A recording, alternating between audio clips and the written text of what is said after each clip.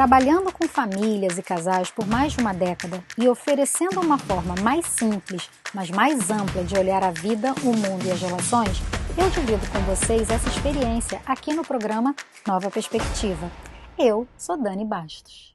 Bem-vindos ao Nova Perspectiva. Hoje a gente vai falar sobre as dificuldades e desafios de criar os filhos na era digital. A gente sabe que a internet trouxe-nos muita conveniência, muitas facilidades, mas também muitos desafios. Como a gente tivesse que ensinar os nossos filhos a navegar por mares que a gente nunca navegou. Os perigos hoje são muitos e a sociedade, de uma forma geral, mudou. Nossos filhos estão ficando muito tempo em casa e eles têm um mundo através da tela. E isso, de uma certa forma, embora evite alguns problemas que antigamente se tinha, é claro que uma criança, supostamente dentro de casa, ela está mais protegida do mundo real, mas a gente não tem ideia do que esse mundo virtual pode trazer e em que medida a gente pode atuar nisso. Hoje, uma criança consegue ter acesso a qualquer coisa, a qualquer assunto, independente da idade que ela tem. Ela consegue fazer uma pesquisa, ela consegue fazer um trabalho de casa com a ajuda de um assistente virtual, de um Alexa, da Siri, e a gente às vezes não tem ideia e nem percepção, porque eles já estão acostumados, eles já nasceram na era digital e a gente vem dessa era analógica e a gente tem que fazer essa conciliação de um universo para o outro. O que a gente tem que ficar atento? Hoje os adolescentes gostam de mostrar tudo o que fazem. Hoje eles estão nessa sociedade do espetáculo, onde se você não posta, você não existe. Então, dali também eles tiram sua validação. E a gente sabe como a autoestima de adolescente é frágil.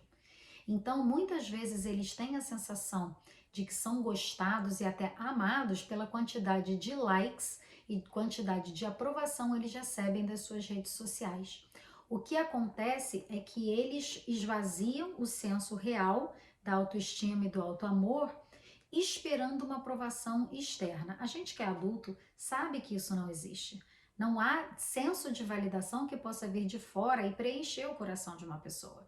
A gente não pode realmente, genuinamente, se sentir muito bem, satisfeito e feliz apenas pelo que as outras pessoas acham que a gente é.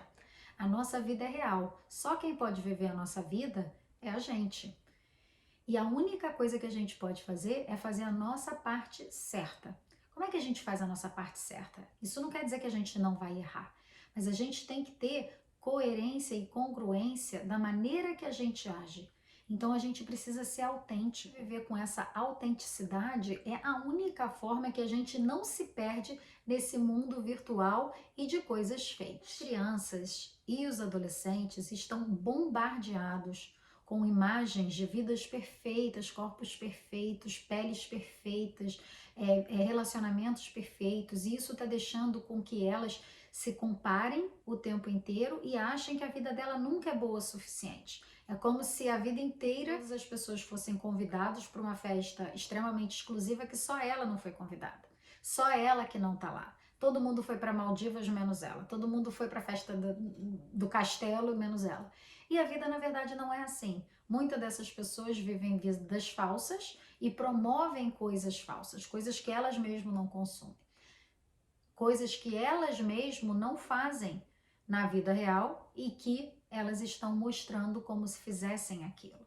Isso está desestruturando psiquicamente os nossos filhos, porque eles esperam um senso de eles merecem aquilo, eles querem aquilo e eles não sabem o que realmente eles desejam na alma deles, o que vai fazê-los felizes. Então, muitas vezes eles conseguem uma aprovação externa, conseguem até uma notoriedade.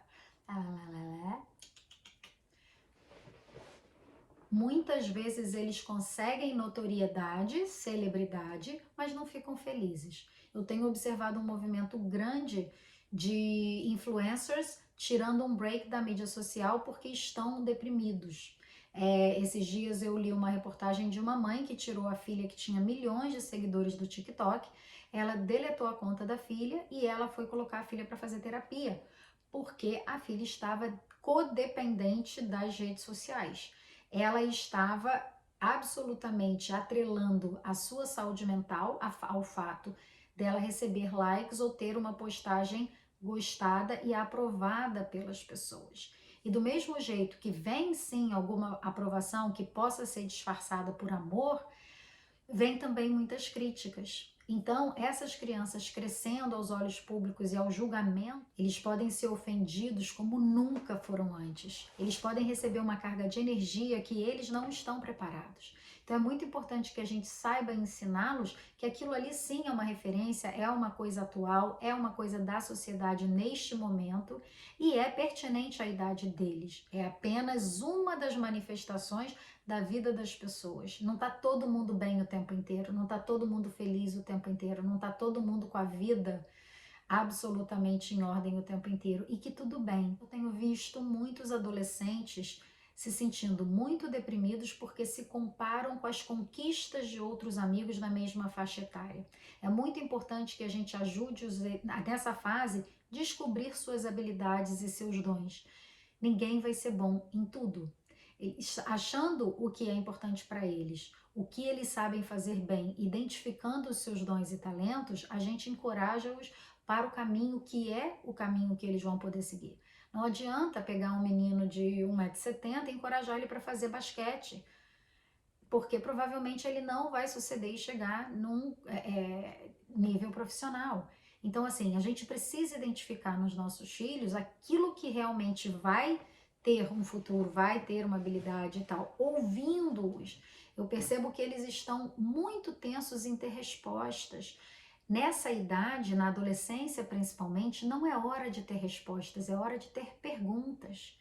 Acolhe o não saber, acolhe o seu filho, a angústia do seu filho de não saber o que ele quer ainda, de não ter um talento explícito, de não ter uma vocação. Eu conheço pessoas de 50 anos que não têm ainda um talento que descobriu, ainda não sabe a paixão da sua vida. Então, assim, a gente precisa entender que as pessoas têm habilidades diferentes. É claro que é importante incentivar que eles tenham sim uma carreira, que eles possam se sustentar e etc. Isso é muito importante.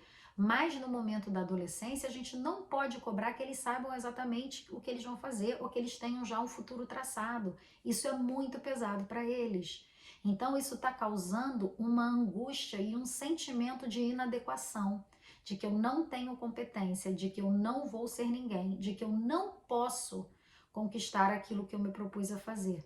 Ele já tem uma pressão interna. Se você vem e coloca uma pressão externa, aquilo às vezes é demais. Antes a gente tinha algumas profissões que eram viáveis. Hoje em dia o mundo expandiu. O único caminho não é mais universidade, não é mais só universidade, né? É também universidade. Mas hoje tem muitas outras opções e muitas outras escolhas. A gente precisa estar aberto a mudar os paradigmas também para a gente não impor uma coisa arcaica que veio da nossa geração, que era muito importante para os nossos pais e para a gente, para não impor esse modelo para os nossos filhos. Eles ficam absolutamente acuados porque eles não sabem o que fazer com essa expectativa nova quando eles não se encaixam nelas. Então, a gente precisa ter escuta, uma escuta empática. A gente precisa olhar os nossos filhos com verdade, com honestidade. Orientá-los baseado naquilo que é possível para eles, para que eles consigam se sentir competentes em qualquer coisa que eles escolham fazer e respeitar essas escolhas. A gente pode orientar, às vezes a criança está perdida, a gente pode ajudar, pode tentar um teste vocacional, pode tentar uma terapia, mas é muito importante que a gente entenda que talvez eles não queiram o que a gente gostaria. Antigamente, você fosse advogado, médico, dentista, engenheiro e arquiteto, você estava bem. Hoje não é assim. Muitas pessoas nessas profissões hoje que o mercado não está absorvendo mais dessa forma. E ao contrário de profissões que 10 anos atrás não existiam, que hoje estão sendo super bem sucedidas. Provavelmente quando o seu filho se formar, vão ter milhões de outras opções que a gente ainda nem sabe. O mundo está mudando muito rápido. A sociedade está mudando muito rápido. Acolha esse momento do seu filho de indecisão. Sabe quando você vai numa loja de sorvete e você tem 72 sabores e você olha e fala, nossa, eu gosto de chocolate, mas eu gosto de pistache, eu gosto de doce de leite, eu gosto de brigadeiro, e você fica confuso porque você tem muitas opções. Hoje os adolescentes têm muitas opções. Eles podem fazer muitas coisas. Hoje tem Olimpíada de Gaming, Olimpíada de Videogame. E isso está dando bolsa escolar. Quando que a gente imaginou há 10 anos atrás que jogar videogame seria uma carreira? Que competir ou criar videogame seria uma carreira super rentável?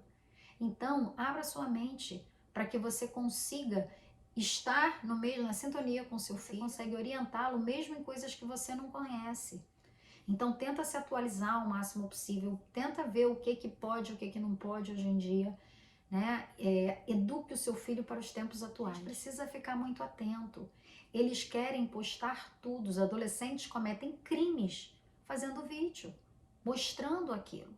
Eu tenho vários casos de crianças fumando drogas ilícitas ou tomando substâncias ilícitas roubadas e fazendo TikTok, mostrando, botando no Snapchat, achando que aquilo não vai dar em nada, sabe? Então a gente precisa mostrar para eles que isso tem repercussão.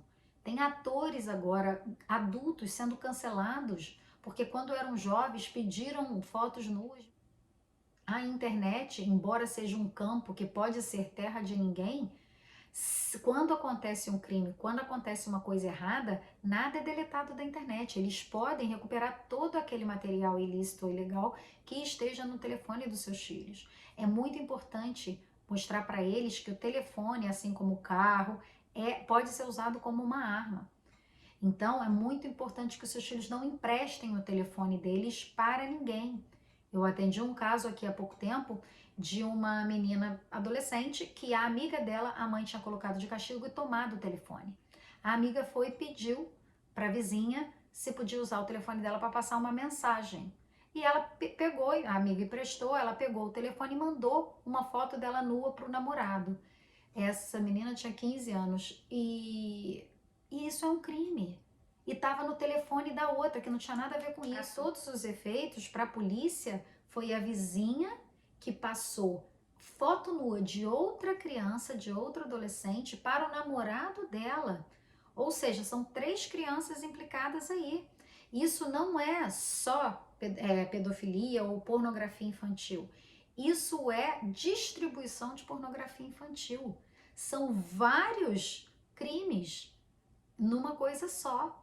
E isso eu tô dando um exemplo que acontece muito, porque as pessoas não ficam sabendo disso.